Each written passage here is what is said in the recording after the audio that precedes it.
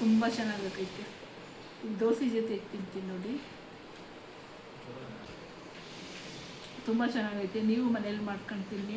ಬಟಾಣಿ ಕಾಳು ಸಾಗು ಮಾಡ್ತಾಯಿದ್ದೀನಿ. ಬಿಸಿನೀರು ಹಾಕಿದ್ದೀನಿ ಕುಕ್ಕರ್ಗೆ. ಬಿಸಿನೀರು ಇಟ್ಬಿಟ್ಟು ಒಂದು ಸ್ವಲ್ಪ 1/4 kg ಅಷ್ಟು ತಗೊಂಡಿದ್ದೀನಿ.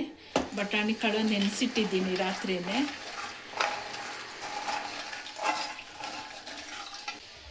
ಮತ್ತು ಸ್ವಲ್ಪ ತರಕಾರಿಗಳು ಹಚ್ಚಿದ್ದೀನಿ. ಸ್ವಲ್ಪ ತರಕಾರಿಗಳು, ನ್ಯೂಲ್ಕೋಲು ಮತ್ತು ಬೀನ್ಸು,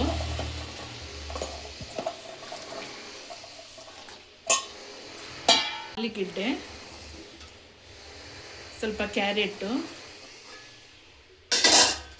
ಇಷ್ಟನ್ನು ಹಾಕಿ ಸ್ವಲ್ಪ ಉಪ್ಪು ಹಾಕ್ಬಿಟ್ಟು ಕೂಗಿಸ್ತೀನಿ. ಈಗ ರುಚಿಗೆ ತಕ್ಕಷ್ಟು ಉಪ್ಪು ಹಾಕ್ಬಿಟ್ಟು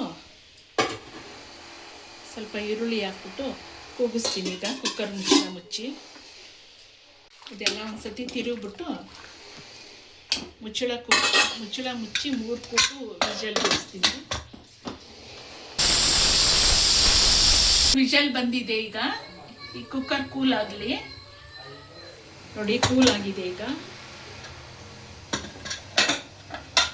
ನೀರು ಬಸ್ಕೊಂಡು ಈಗ ಒಗ್ಗರಣೆ ಹಾಕ್ತೀನಿ ನೋಡಿ. ಬೆಂದಿದ್ದು 1-2 ಸ್ಪೂನು ತುಪ್ಪ ಹಾಕ್ತೀನಿ ಒಗ್ಗರಣೆಗೆ. 1/2 ಸ್ಪೂನಷ್ಟು ಸೋಂಪು ಕಾಳು ಹಾಕ್ತೀನಿ. ಸ್ವಲ್ಪ ಬೆಳ್ಳುಳ್ಳಿ ಹಾಕ್ತೀನಿ. ಸ್ವಲ್ಪ ಈರುಳ್ಳಿ ಹಾಕ್ತೀನಿ.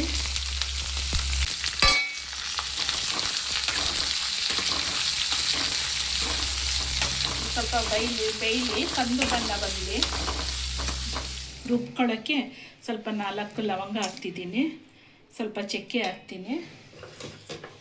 ಮತ್ತು ಒಂದು ಅರ್ಧ ಗೆಡ್ಡೆಯಷ್ಟು ಬೆಳ್ಳುಳ್ಳಿ ಹಾಕ್ತೀನಿ. ಮತ್ತು ಒಂದು ಅರ್ಧ ಹೋಳಷ್ಟು ಕಾಯಿ ಹಾಕ್ತೀನಿ, ತೆಂಗಿನಕಾಯಿ. ಮತ್ತು ಸ್ವಲ್ಪ ಈರುಳ್ಳಿ ಹಾಕ್ತೀನಿ.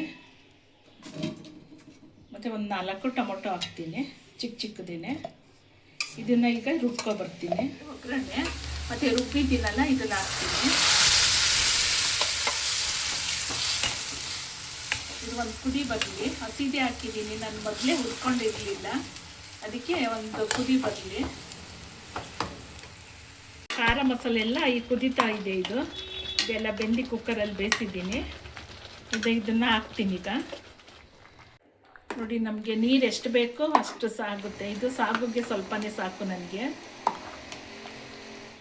ತುಂಬ ಸಾಂಬಾರಾಗಿ ಮಾಡೋದು ಬೇಡ, ಇಷ್ಟಾದರೆ ಸಾಕಾಗುತ್ತೆ.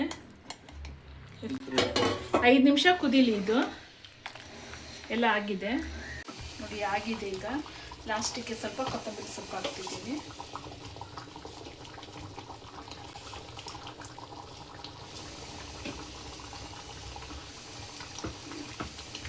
ನೋಡಿ ಎಷ್ಟು ಚೆನ್ನಾಗಾಗಿದೆ. ಕುದೀತಿದೆ.